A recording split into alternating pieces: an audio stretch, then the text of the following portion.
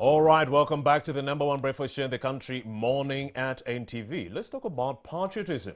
Why is it that the young people in this nation are forgetting and would rather be susceptible to messages coming in from the opposition talking about how we should be removing President Museveni in violent means? Well, why are they actually, responding to these messages? When I was talking to some old elderly people, they were telling me, well, for us, having gone through the tumultuous period of politics, 1971 all the way to 1986, for them, they're like, we saw too much bloodshed and we wouldn't want to go back to that same direction. But then the young people are saying, we didn't see any of that carnage, so we cannot relate. Why do you always keep on touting that period when we were fighting, when there was a lot of bloodshed, whenever we talk about change?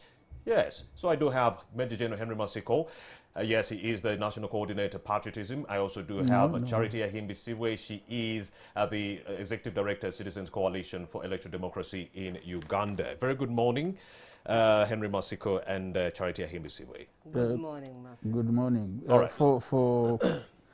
For clarity, I am the Chief Political Commissar in the Ministry of Defense, formerly Commissioner of Patriotic Clubs in the Office of the President. So I am the former. The new one is called Brigadier General Patrick Mwesigye.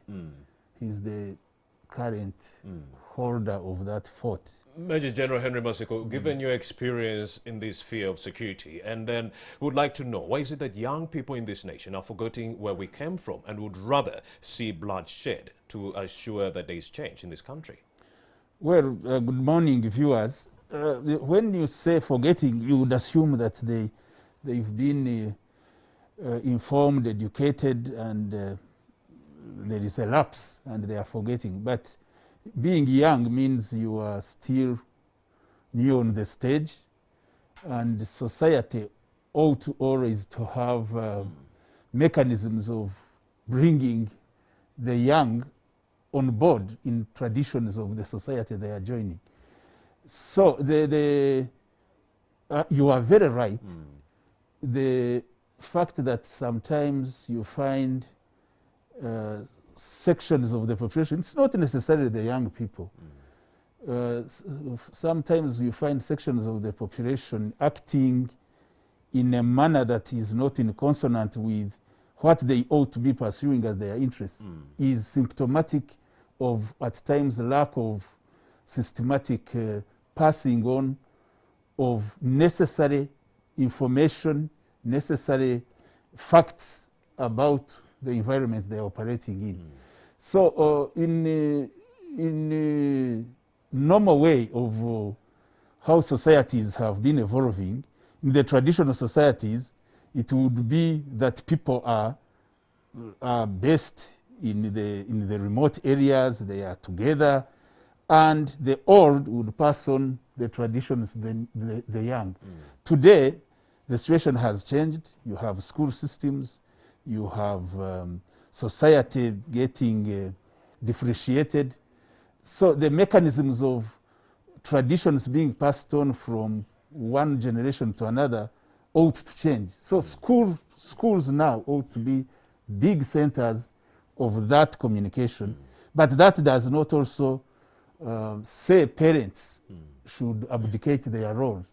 So there must be a very systematic way of passing on the necessary information, the necessary norms, what is normal in society to be done, the necessary values, meaning what is important for you, what ought to be respected. This must be systematically passed on. And my understanding, like you quite observe, there is a bit of breakdown for various reasons, but it's not all lost. That's why government has an intervention that, since majority of our upcoming young generation are school-based, then teachers ought to play a role and have specific tasks of mentoring and inspiring young people on values and norms that ought to be with their country, and prepare them to take on their roles as they take center stage. Well, that is a great analysis, Major General Henry Masiko, but according to the information we've been gathering as the Nation Media Group, we've noticed that most of the young people who are susceptible to actually believing the messaging that is coming in from the opposition are out of the school setting. These are young people who are not in the school setting. You have a 19-year-old who is a border rider. You have a 20-year-old carpenter, 21-year-old taxi tout who is actually listening to this messaging coming in from the opposition and not in the school setting. How do you plan to target these young people? Well, they are now in a working. Some are already in a working environment, but remember previously they were beneficiaries either of primary education or secondary education. So there are two aspects.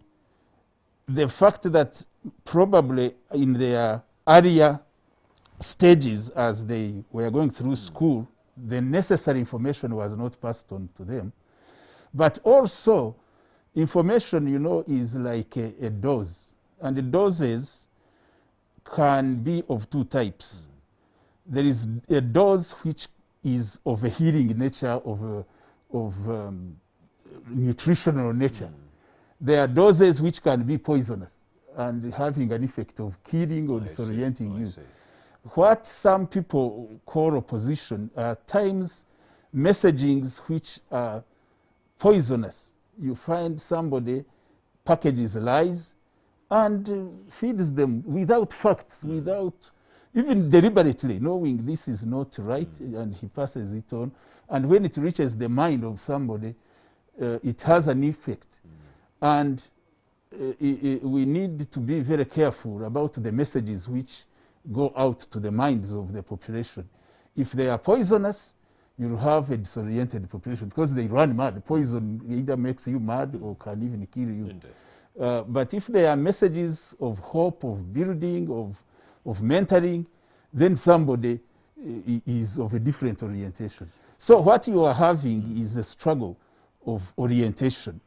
And actually, some analysis, especially when we are trying to see which direction we take, one of the biggest obstacles we notice is that the orientation of our population. Remember, we are a population in Africa that got subjected to foreign domination. Indeed. And that domination to be sustained, the forces of domination had to invest in capturing the mind. So the biggest obstacle you have in Africa is a disoriented would-be builders of the country. They are totally disoriented. They don't pay attention to what would be their interests. You find them pursuing parochial and non-essential issues. So this is a big struggle. We have really to invest in reorienting the thinking right from the young, the young upcoming, but also when if it is possible to also try to cure those who are already disoriented. And that's why normally we find it necessary, like you young people who are here in these studios. I am always very anxious if you went to Chankwanzi, because there, that college is deliberately set up to cure that obstacle of ideological disorientation. The problem is it cures and then it takes you to the NRM ideology. No. It's not the national political commissar. Actually, sometimes it's like you go to church. Yes. Church is for giving you Christian values, but you find some people come from there and do other things. So you do your work, and the choice is the recipient. Major General Henry Masiko is the National Political Commissar in the Defense Ministry. We also do have Charity Ahimbisiwe, the Executive Director, Citizens Coalition for Electoral Democracy in Uganda. Charity, Major General Henry Masiko has spoken quite a lot. I gave him time so that you can pick off from what he was being submitting. So what do you make of what is happening? He says community has a role to play in disorienting these young people. Yes. What do you make of this? And I want to thank the General. Whenever I sit with them who are more mature, I pick a pen and I write. And that's what I told you. I usually don't come with a book and a paper, but today, because he's here, I chose that was the journey to take. But that said, I think that the society in which we live, it is important that even the older people listen to what the young people are saying and what is happening to them. So when we say patriotism, what is it? Patriotism has cultural, political, and historical perspectives. Those are three broad perspectives, and they influence our life's journey. We have issues of love for country. Do Ugandans love their country? In whatever spectrum in which they serve, do they love their country? When we look at the people who are governing us, for example, are we happy that they love Uganda? I'll quickly take you to a man who passed on 2-3 days ago, Magufuli. I see. When he died, people said Magufuli loved Tanzania, he was Tanzanian, he breathed Tanzania, the Tanzanians felt who he was. And I think for me that patriotism, like the general is saying here, that orientation comes from teaching you about love for country. But what makes Ugandans not love their country? We should remember that. And I think that is where, when the orientation is taking place, it should be conscious of the times and what has changed. What are the things that Ugandans loathe? What is it that makes them not love their country? You see a doctor in hospital, he doesn't remember to love his country, he steals medicine. Then you see a person has been asked to construct a road, he doesn't love his country, he steals the money, and we have potholes after constructing the road in 2-3 days. Then we keep shouting here, corruption, corruption, corruption. But remember, where it came from is lack for love of your country. So what this love for country means is that in whatever spectrum you are in, Yes. you do it for Uganda. So if I am the Chief Justice, the decision I am going to take, does it benefit Uganda? Does it benefit me? Does it benefit the individual, or does it benefit the country? Is it my interests? So those are the questions for which patriotism should address. And I also think that as a people, if we do not remember our history, it becomes difficult to live our future. Every person has a historical perspective about them. There is an explanation as to why, for example, our politics is influenced by religion. It is patriotism also. It is influenced by what is the other one? Ethnicity. Yeah, ethnicity. Or tribalism. Sectarianism. It has an origin, and when the general comes back, I'm sure he'll be able to place it historically in the years of 1962, 67, those years of past ago, even before 62, when the colonialists were here. What exactly did they do that made us end up being the way we are? Charity Ahimbisiwe, the Executive Director, Citizens Coalition for Electoral Democracy. She says there is a fire, but we are looking for the smoke and not the cause of the fire. We shall get back to this conversation, but let me first link to my brother Stephen Mbide, who is in Nansana, ready to talk to Mr. Richard Sebagai from DP to talk about Ahimbisiwe, Major General Henry Masiko, with whom we are expanding more on the issue of patriotism and why we've forgotten where we simply came from. Charity Ahimbisiwe, I'd like to ask this really, really pertinent question. Are political disagreements unpatriotic? You have politicians who are calling for peaceful protests. You have members of security who are saying, no, that is really, really unpatriotic. So when we disagree politically, is it unpatriotic? When we disagree politically, it's not unpatriotic. Because the Constitution provides for those disagreements. The Constitution allows for peaceful protests in Article 29. And that one we have always emphasized. And I know that patriotism emphasizes following constitutional means. However, timing is important in the actions that we take. Remember where I started from with the question of patriotism is love for country. So if I love Uganda, and I know that Ugandans are angry over the elections and what happened during the electoral period, and then I say, okay, now let's hold. And then there are abductions that are happening. People don't have their children. And then I say, let's have peaceful protests. Let's go and walk on the streets. What would happen is that the people who have anger might take advantage of the situation. and it breaks out into riots. So yes, you have a right to have these peaceful protests, but the time you are holding the peaceful protest is a possible teacup. So as a politician at that point, you ask yourself, am I doing this for Uganda? Am I doing this for me? Now, that is the delicate thing to balance. I'll give you the example of when there was cattle rustling in Soroti, Karamoja area. You know, they took guns from these people, and there are those who didn't return the guns and buried them in certain places. Now, this area of Karamoja, Soroti, and whatever, the people who are in governance know, and I believe the army, military, security forces are aware that there are guns which are there at large. And so there are certain things they cannot allow to happen in Karamoja. They cannot allow to happen in Soroti. But where they're coming from is because for them they know there are guns buried there in ground somewhere, that they can pick up those guns and shoot anybody at any time because of anger. Now, if you are patriotic and you live within those areas, would you continually cause riots there when you know there are guns that are buried in a certain place?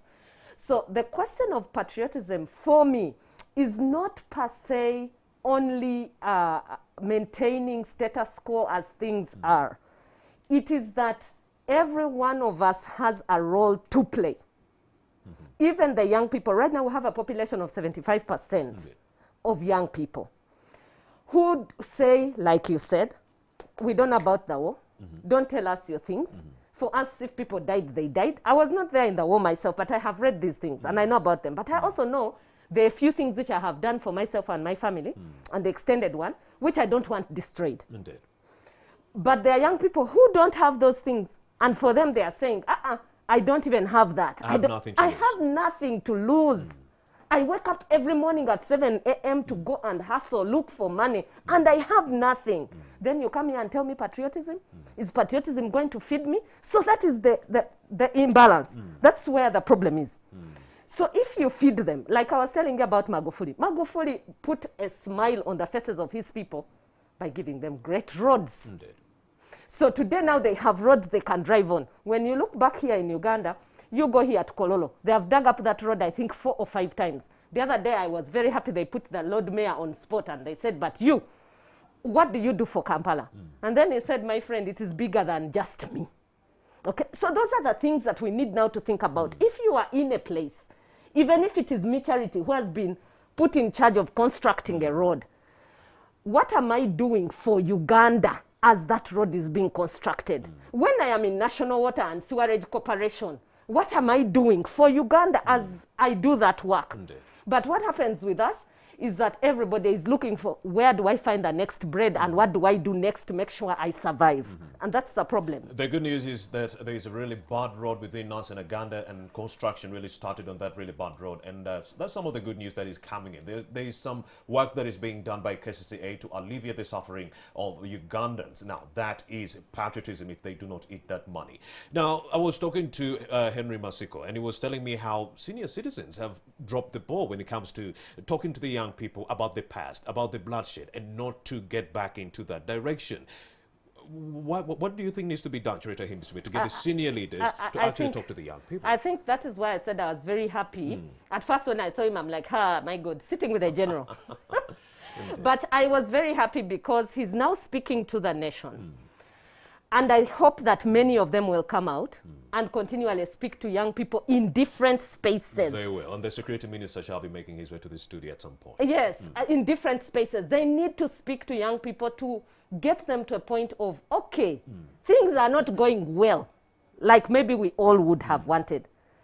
But this is how we can make it work for all of us. Because the question that the young person has in their mind is, when does it work for me? When does it work for me? But why is the senior citizen silent? We saw this happen in Luwero. The senior citizen Luwero was is a stronghold silent for because the NRM, they but are then because tired. the citizen was silent, the young people voted the other way. You can see that 7.7 million Yes. Ugandans stayed away from the poll. Indeed. And there are people who know things and have decided, Let's keep quiet and see how far it takes us. But I think that's where the problem is. Silence. It's complicity. Yes, I think that is a problem. I think every person, mature, whatever, all of us were raised. If my father didn't put the things he has put in me, I wouldn't be seated here today. Indeed. You must be groomed. There must be somebody who is telling you. Even if they're telling you what you don't agree to, there must be somebody who is telling you. Even these Western societies that we admire, they also have things that they say to themselves. Indeed.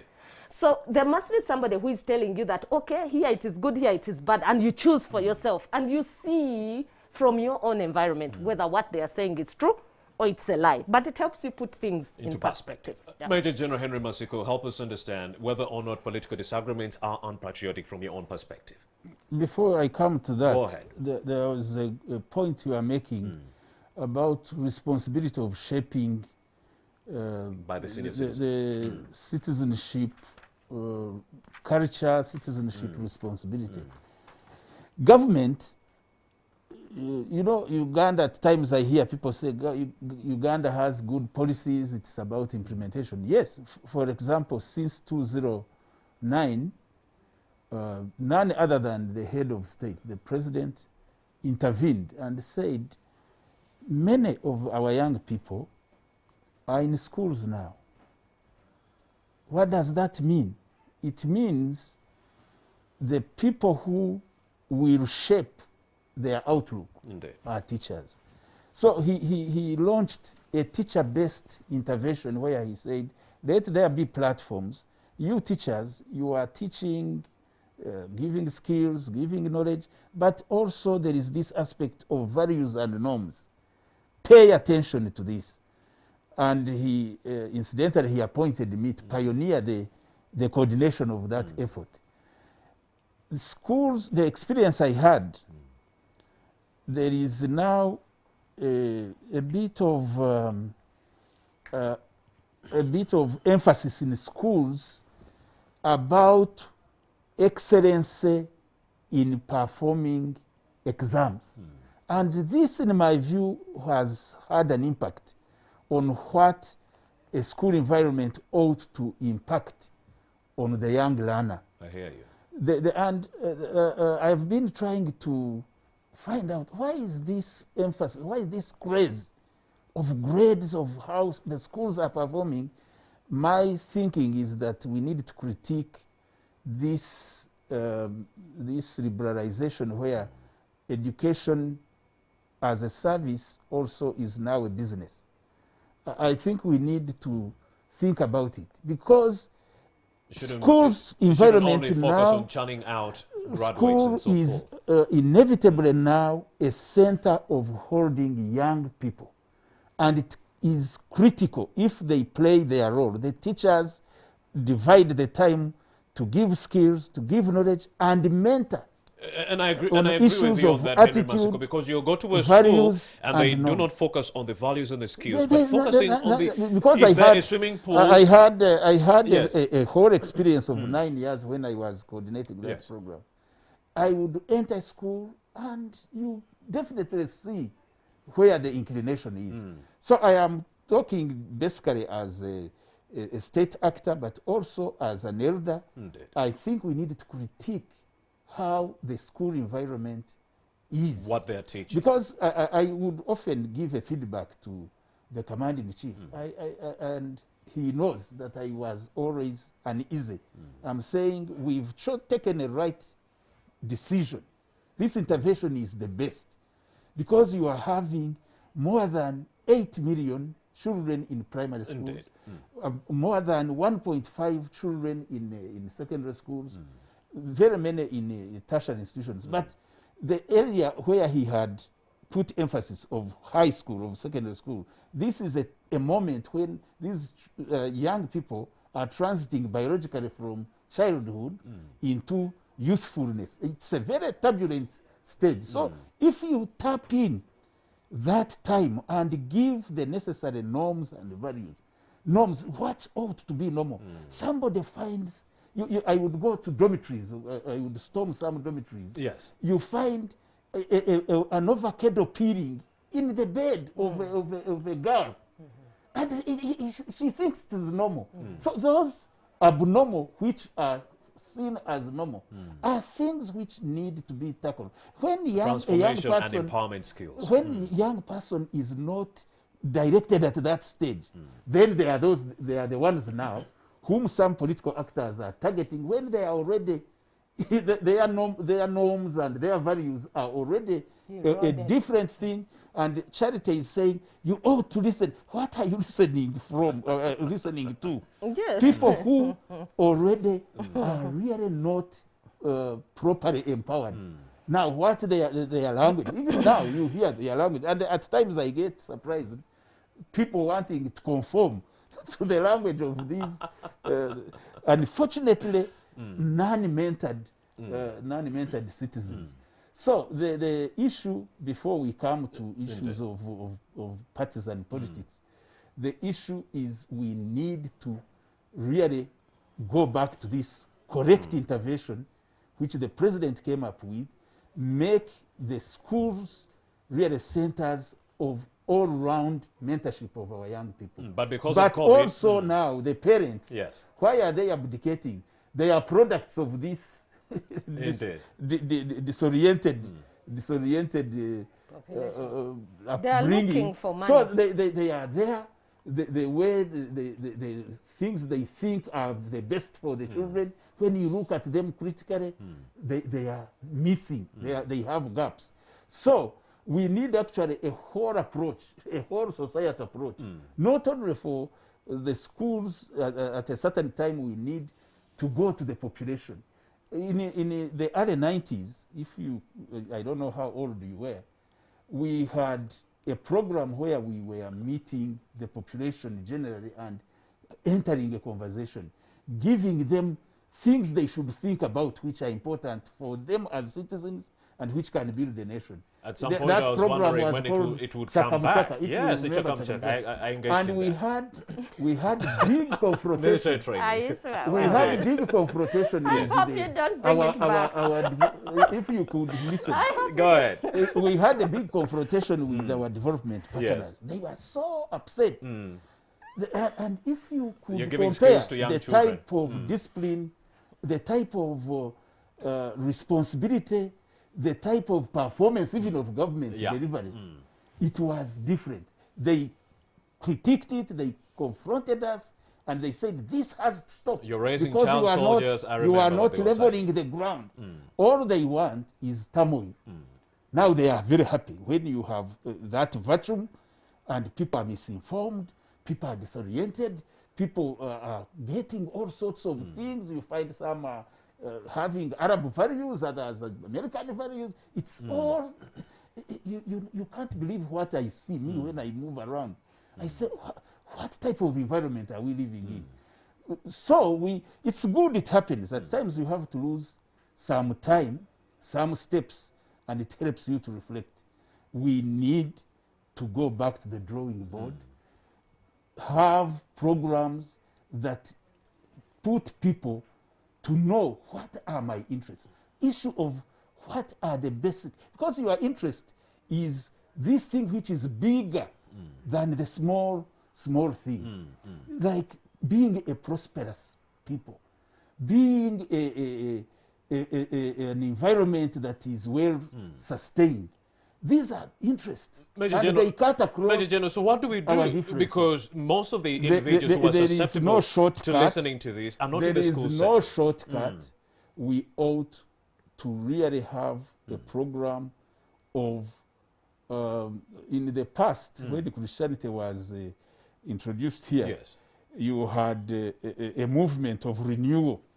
We have to renew the effort of ideologically orienting our population. But how will that message reach the young man in Chikubo, the young man in Nansana, in Boise, and all these ghettos? It's easy in a school setting. Once you put your priority that I have been moving to these areas where you think these children are very difficult. They are not. Actually, our youth have no problem. Indeed.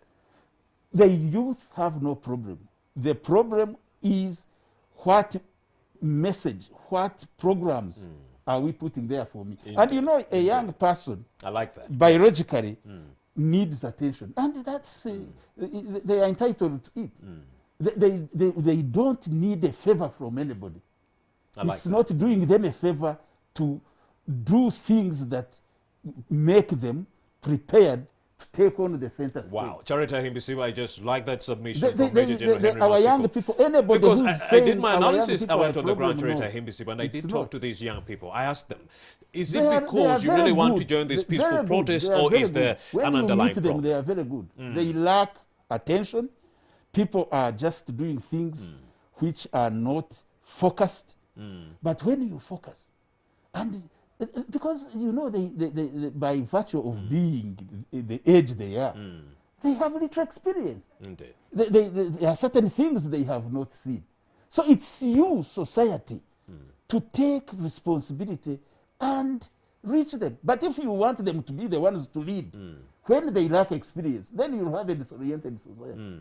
Yes. So that means it's not unpatriotic to disagree politically. This program of patriotic education is simply saying the obvious. Let's give the young people in necessary preparation so that they can hold the future responsible. Charity, what do you make of that? I don't want to disagree with many of the things he's saying, but I want to state that because of the forces of demand and supply and the way in which we live in a market-driven economy. There are certain things that we cannot go back and do the renewal that he talked about, the Christian renewal. The mchaka, and I do want to beg that please don't bring it back. Mchaka at that point was that if you were going to get a job in URA, you had to do mchaka. So mchaka was more like as if... Maybe I ask you, you are the one who is complaining that people go into position of responsibility and do things wrongly. Yes. This exposure which was being vulgarized as chakamuchaka, this orientation, the young person would be actually prepared with the basics, knowing what the interests of the country are, what the history of the country has been. He takes on this position as an informed and a well-groomed discipline. Because these military drills, they bring one thing to you, Charity. They make your mind and body go in consonance. So discipline is a very important thing. And I agree. Why Asia is leading the world? I agree, discipline. General. Africa, if Africa doesn't invest in discipline, we are yet to be Go ahead, Charity, why you think Muchaka so if you are interested in discipline, I agree that discipline is critical. Yes. But discipline cannot only be oriented by the army discipline. I know that the army has strict measures of discipline. General, I know you love the army. You are an army man. Me, I am an ordinary citizen. Now I'm talking as an ordinary Ugandan. For us, we think that yes, you can that impart. Is a path will lead you no, it is a good path. It will lead us to heaven still. There can be very many methods to heaven. Heaven is always for me, I very think, General, and this is what I request even of government, is that yes, Muchaka was a good program in their perspective. For disciplining the society. But for me, I think that they can find it in school, like he was saying. Values should be taught in school and at home. These values and norms which he was talking about. It's true, when you drive around, have you driven in Kampala and found people who just overtake lines and crooked everything everywhere because they don't want to stay in a line? I think Muchaka then would keep them in a line. But we can't all be militarized. I think the point I make is that we should be taught these things in school. Don't throw rubbish out of your window. Keep the place clean. We should be taught values and norms in school. I do agree. But if it is going to be the basis for which I get a job, because I was telling you that time in URA, to get a job in URA or in any government entity, you had to undertake Muchaka. So if you didn't have your Muchaka certificate, you are not going to do that. And I have no problem learning about army ideology and understanding our perspective, our historical perspective. It would be good for us as a society, because I said a society that doesn't know its history gets lost. The Germans keep their history, the British keep their history, but they don't do Muchaka. Go ahead. Go No, ahead. not Yes, in their it's schools. even Exhaust more that point, strict. Charity. Not in their schools. Not even in their homes. They don't do mchaka They mchaka. start at nursery. No, the ones who have done mchaka mchaka is Tanzania. Tanzania, yes, they have a lot of that. Israel. But they also have spaces where they don't have that. But in Britain, they don't actually do mchaka mchaka, but they do emphasize values. They emphasize norms. And I agree with the general that yes, norms, yes, values, but we cannot all be military. Charity Ahimbisibu, I did receive Mchaka Mchaka training from primary one until parents came out to protest and say, no, our beautiful children cannot be subjected Primary to one to which military level? training. I continued for years until it was banned. Really? Until it was banned, yes. So what from difference all did the it make schools. for you? Big that's difference, I'm huge telling now. you, Charity I Ahimbisibu. can detect But then how that do we target seed. the young people who are outside the school setting with this ideological mindset shift? How do we target them? Now, I think that I heard from the general here saying that there are spaces for conversation that are being created right now to target the young people that are out of school setting.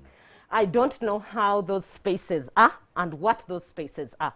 But what we need are those spaces being occupied by people of all dispensation, whether you're perceived as opposition, whether you're perceived as a government force, whether you're perceived, those spaces should be for us as Ugandans.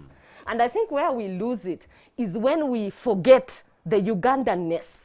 You see, when you ask a Ugandan, are you happy to be a Ugandan? Says, I'm even about to deport myself from this country and go elsewhere. It is that thing there which makes you feel like you want to give up your country that we need to tackle. We need to get back to a place where a Ugandan is happy to be in his country. So with Chagulan, you're talking about leaving the country. He wouldn't be unpatriotic if we only go back to investigate the reasons why he wants to vacate.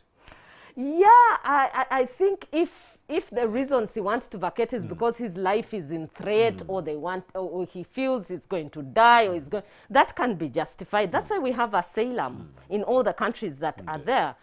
There are many things political persecution can do.